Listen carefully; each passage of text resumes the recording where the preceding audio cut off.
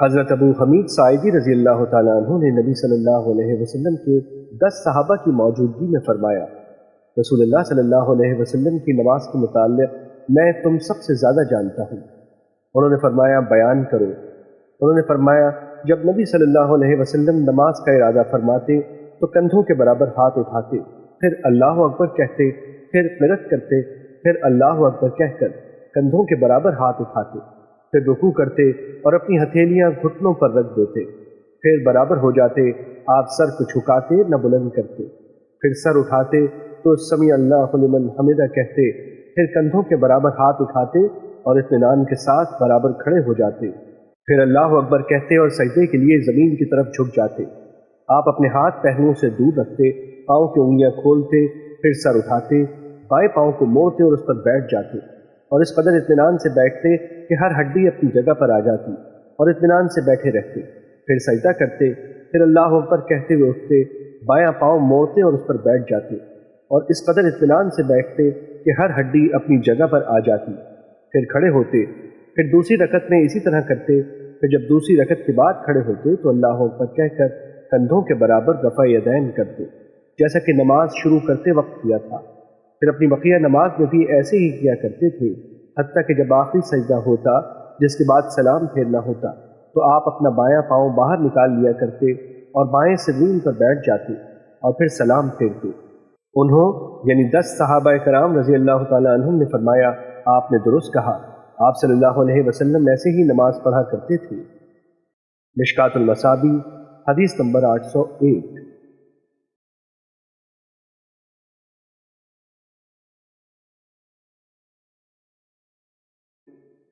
حضرت قبیصہ بن حلب رحمۃ اللہ علیہ اپنے والد حلب رضی اللہ تعالیٰ عنہ سے روایت کرتے ہیں، انہوں نے کہا رسول اللہ صلی اللہ علیہ وسلم ہمیں نماز پڑھاتے تو آپ دائیں ہاتھ سے بائیں کو پکڑ لیتے۔ مشکات المصابیح حدیث نمبر 803۔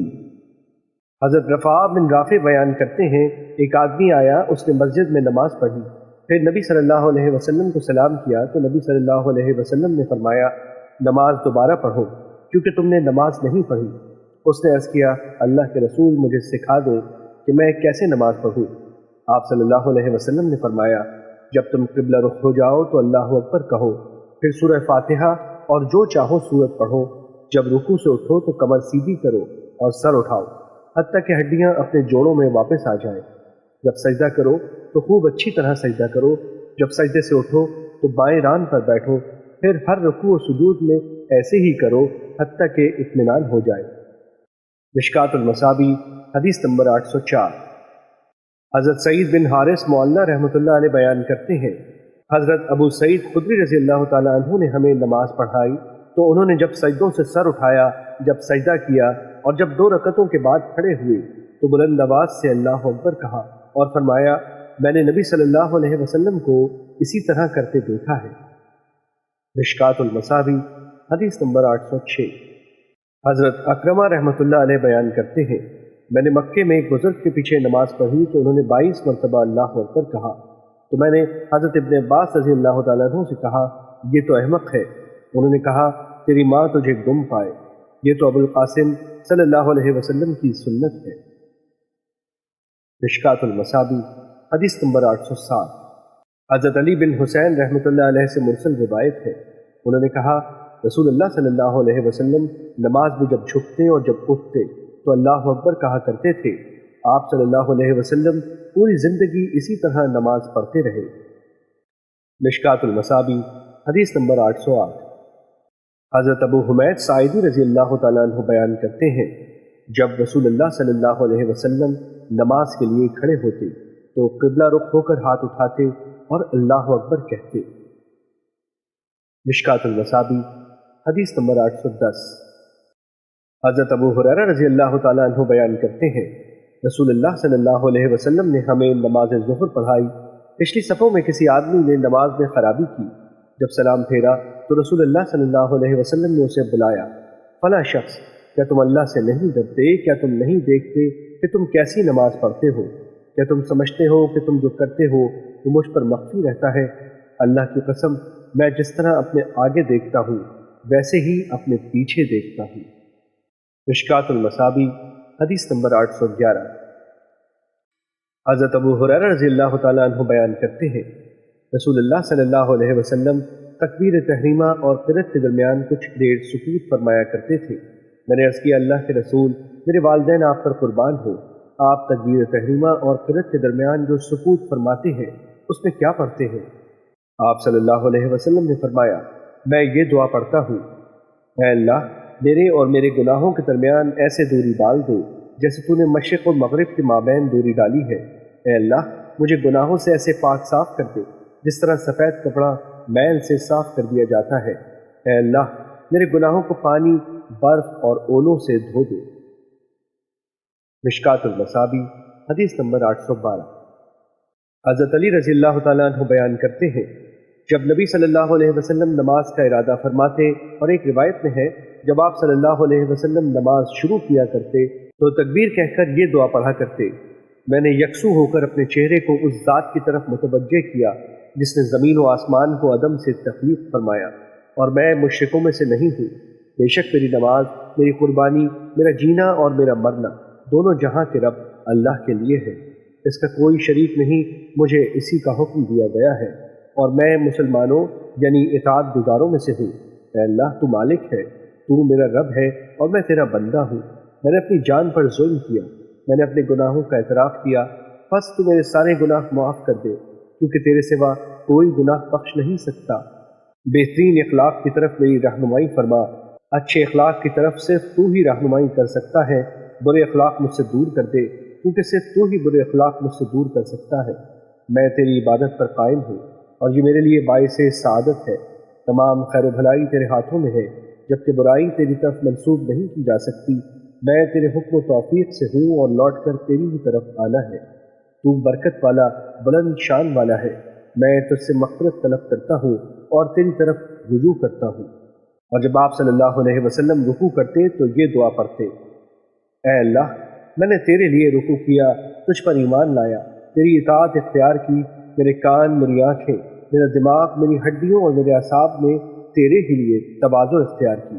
جب آپ صلی اللہ علیہ وسلم رکوع سے سر اٹھاتے تو یہ دعا پڑھتے، اے اللہ ہمارے رب، ہر قسم کی تعریف تیرے ہی لیے ہے جس سے آسمان و زمین اور جو اس کے درمیان ہے بھر جائے، اور اس کے بعد اس چیز کے بھراؤ کے برابر جو تو چاہے۔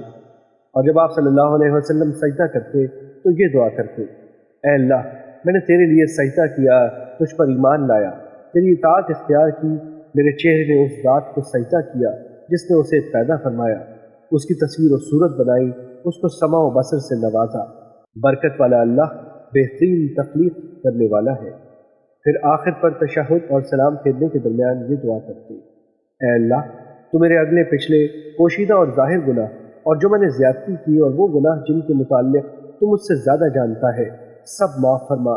تو ہی ترقی دینے والا ہے اور تو ہی تنزلی کی جانب لے جانے والا ہے، تیرے سوا کوئی معبود نہیں۔ اور شافعی کی روایت میں ہے، اور برائی تیری طرف منسوب نہیں کی جا سکتی، ہدایت والا ہے جسے تو ہدایت فرمائے۔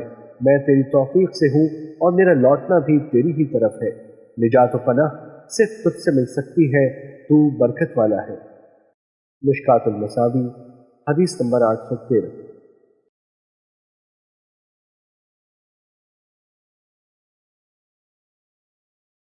حضرت انس رضی اللہ تعالیٰ عنہ سے روایت ہے کہ ایک آدمی آ کر صف میں شامل ہو گیا، اس کی سانس پھولی ہوئی تھی۔ اس نے کہا، اللہ سب سے بڑا ہے، اللہ کے لیے حمد ہے، حمد بہت زیادہ پاکیزہ اور برکت۔ جب رسول اللہ صلی اللہ علیہ وسلم نے اپنی نماز مکمل کر لی تو فرمایا، تم میں سے یہ کلمات کس نے کہے تھے؟ تمام صحابہ کرام رضی اللہ تعالیٰ عنہم خاموش رہے۔ پھر آپ صلی اللہ علیہ وسلم نے فرمایا، یہ کلمات کس نے کہے تھے؟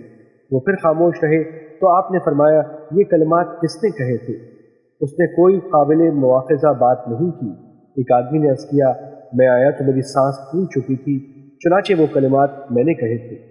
آپ صلی اللہ علیہ وسلم نے فرمایا، میں نے 12 فرشتوں کو ان کلمات کی طرف سبقت کرتے ہوئے دیکھا کہ ان میں سے کون انہیں اوپر لے کر جائے۔ مشکات المصابی حدیث نمبر 814۔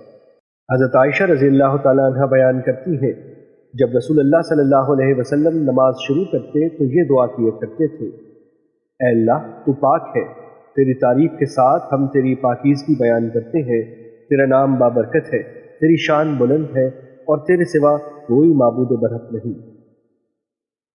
مشکات المصابی حدیث نمبر 815۔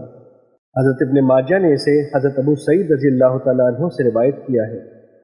مشکات المصابی حدیث نمبر 816۔ حضرت جبیر بن مطعم رضی اللہ تعالیٰ عنہ سے روایت ہے کہ انہوں نے رسول اللہ صلی اللہ علیہ وسلم کو نماز پڑھتے ہوئے دیکھا تو اس وقت آپ صلی اللہ علیہ وسلم یہ پڑھ رہے تھے۔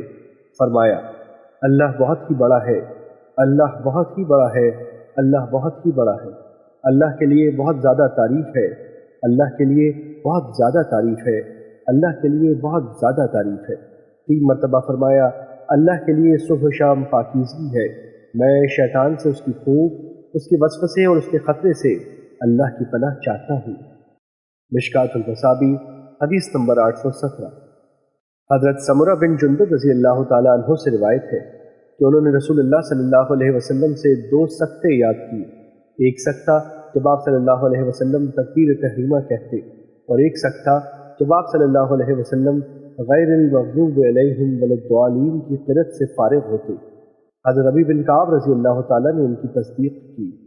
مشکات المصابی حدیث نمبر 818۔ حضرت ابو ہریرہ رضی اللہ تعالیٰ عنہ بیان کرتے ہیں، جب رسول اللہ صلی اللہ علیہ وسلم دوسری رکعت کے لیے کھڑے ہوتے تو الحمدللہ رب العالمین سے قرأت شروع کیا کرتے تھے، اور آپ صلی اللہ علیہ وسلم سکتہ نہیں فرماتے تھے۔ مشکات المصابی حدیث نمبر 819۔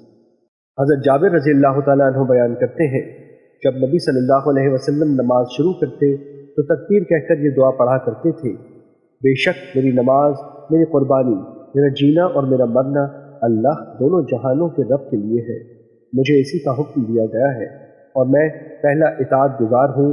اے اللہ، بہترین اعمال و اخلاق کی طرف میری رہنمائی فرما، ان بہترین اعمال و اخلاق کی طرف صرف تو ہی رہنمائی کر سکتا ہے، برے اعمال اور برے اخلاق سے مجھ کو بچا، ان برے اعمال و اخلاق سے صرف تو ہی بچا سکتا ہے۔ مشکات المصابی حدیث نمبر 820۔ حضرت محمد بن مسلمہ رضی اللہ تعالیٰ عنہ بیان کرتے ہیں کہ جب رسول اللہ صلی اللہ علیہ وسلم نفل نماز کے لیے کھڑے ہوتے تو اللہ اکبر کہہ کر یہ دعا فرماتے، میں نے یکسو ہو کر اپنے چہرے کو اس ذات کی طرف متوجہ کر لیا جس نے عدم سے زمین و آسمان کو پیدا فرمایا، اور میں مشرکوں میں سے نہیں ہوں۔ اور انہوں یعنی محمد بن مسلمہ نے حضرت جابر رضی اللہ تعالیٰ عنہ سے مروی حدیث کے مثل ذکر کیا، البتہ انہوں نے وَأَنَا مِنَ الْمُسْلِمِينَ میں مسلمان ہوں ذکر کیا ہے۔ پھر آپ صلی اللہ علیہ وسلم نے فرمایا، اے اللہ، تو ہی بادشاہ ہے، تیرے سوا کوئی معبود برحق نہیں، اور ہم تیری حمد کے ساتھ تیری پاکیزگی بیان کرتے ہیں۔ پھر آپ صلی اللہ علیہ وسلم قرأت فرماتے۔ مشکات المصابی حدیث نمبر 821۔ حضرت عبادہ بن صامت رضی اللہ تعالیٰ عنہ بیان کرتے ہیں، رسول اللہ صلی اللہ علیہ وسلم نے فرمایا، جس شخص نے نماز میں سورہ فاتحہ نہیں پڑھی اس کی کوئی نماز نہیں، اور مسلم کی روایت میں ہے اس کی نماز نہیں ہوتی جو سورہ فاتحہ اور کچھ زائد نہ پڑھے۔ مشکات المصابی حدیث نمبر 822۔ حضرت ابو ہریرہ رضی اللہ تعالیٰ عنہ بیان کرتے ہیں، رسول اللہ صلی اللہ علیہ وسلم نے فرمایا، جس شخص نے نماز پڑھی لیکن اس نے سورہ فاتحہ نہ پڑھی تو وہ نماز ناقص ہے۔ آپ نے یہ 3 مرتبہ فرمایا، مکمل نہیں۔ ابو ہریرہ رضی اللہ تعالیٰ عنہ سے کہا گیا، ہم امام کے پیچھے ہوتے ہیں، انہوں نے فرمایا، اسے اپنے دل میں پڑھو، کیونکہ میں نے رسول اللہ صلی اللہ علیہ وسلم کو فرماتے ہوئے سنا، اللہ تعالیٰ نے فرمایا، میں نے نماز یعنی سورہ فاتحہ کو اپنے اور اپنے بندے کے درمیان نصف تقسیم کر دیا، اور میرے بندے نے جو سوال کیا وہ اسے مل گیا۔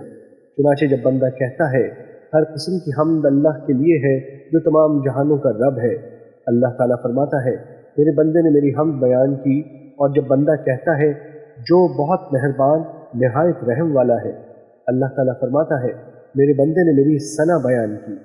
جب کہتا ہے، یوم جزا کا مالک ہے، اللہ فرماتا ہے، میرے بندے نے میری شان و شوکت بیان کی۔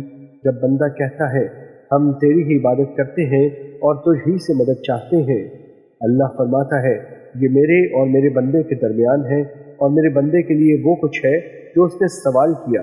اور جب بندہ کہتا ہے، ہمیں سیدھی راہ دکھا، ان لوگوں کی راہ جن پر تو نے انعام کیا، ان کی نہیں جن پر تیرا غضب ہوا، اور نہ ان لوگوں کی راہ جو गुमराह हुए।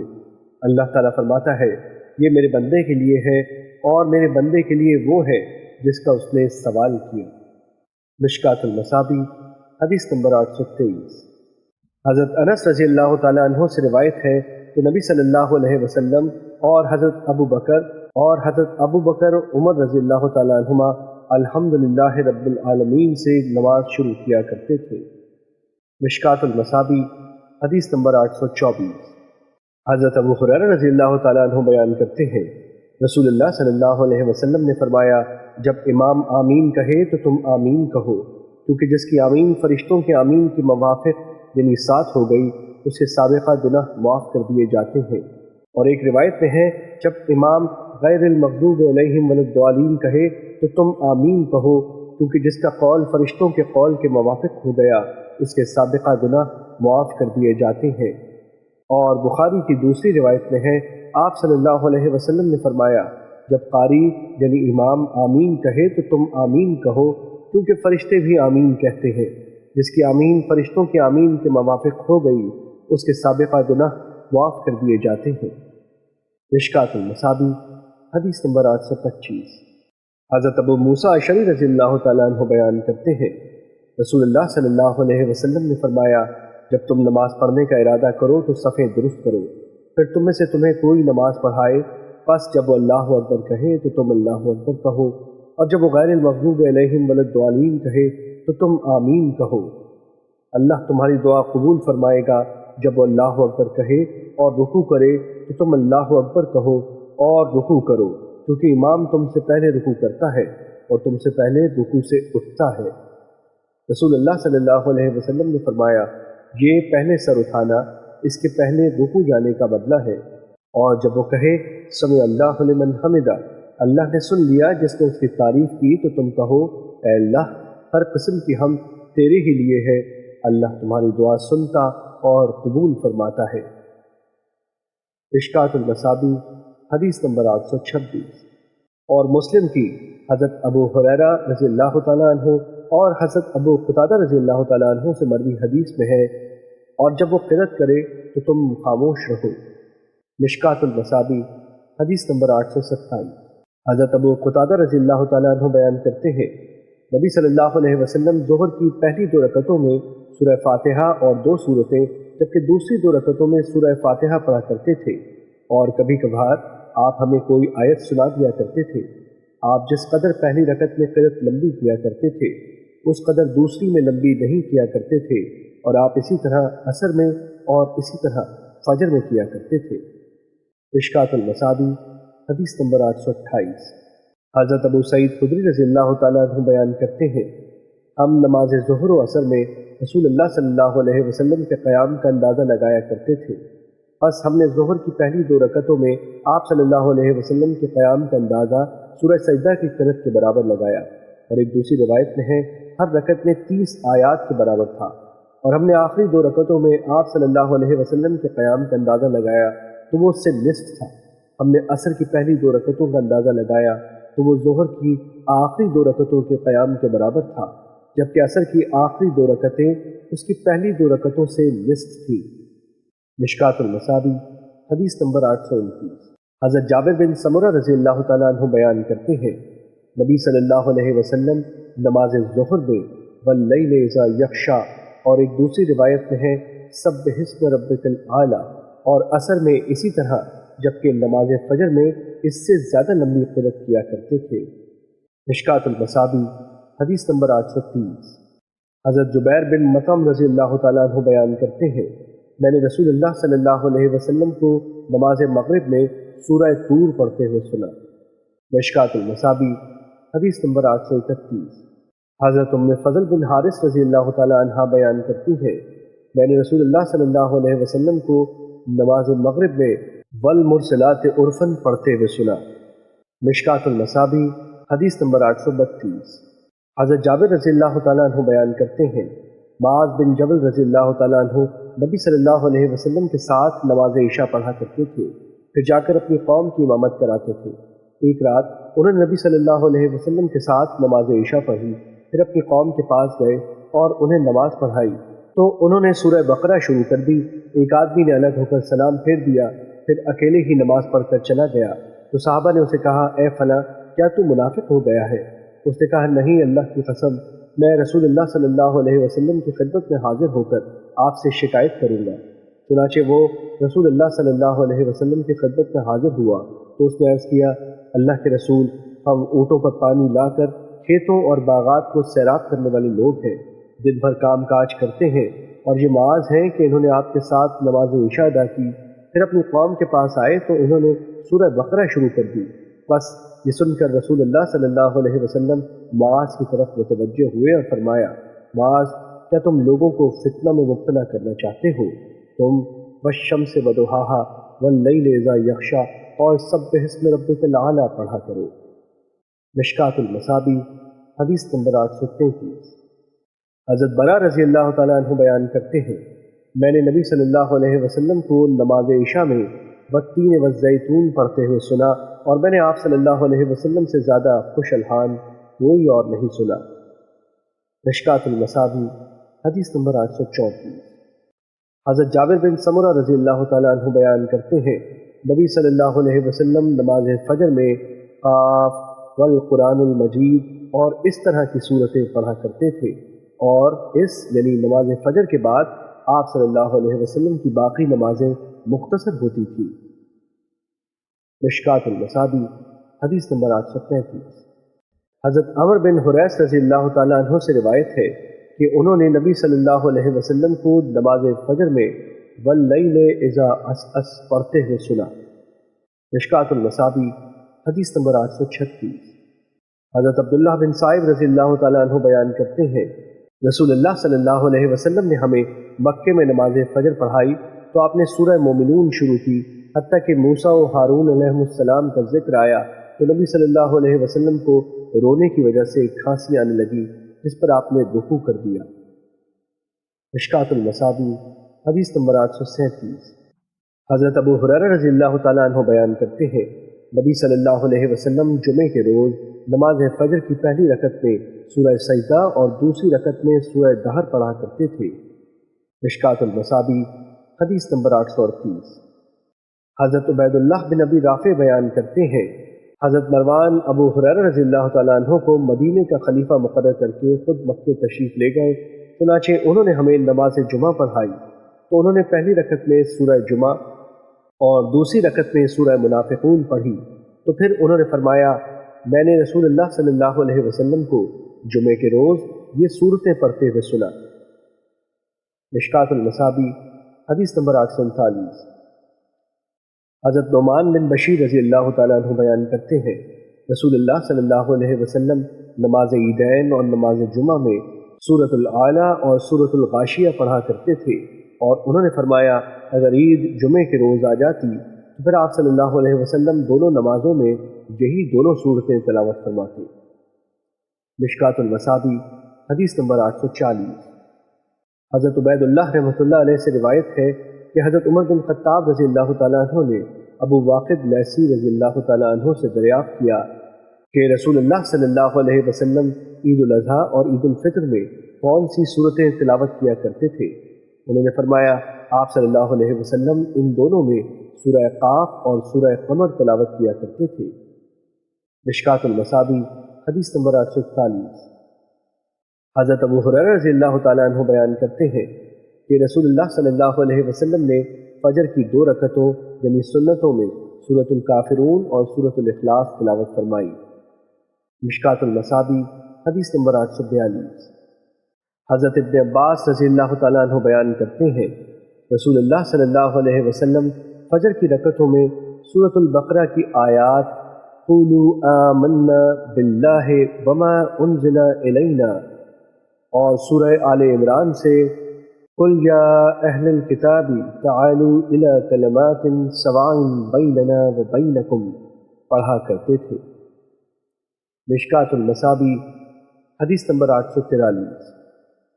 حضرت ابن عباس رضی اللہ تعالیٰ عنہ بیان کرتے ہیں، رسول اللہ صلی اللہ علیہ وسلم اپنی نماز بسم اللہ الرحمن الرحیم سے شروع کیا کرتے تھے۔ مشکوٰۃ المصابیح، حدیث نمبر 844۔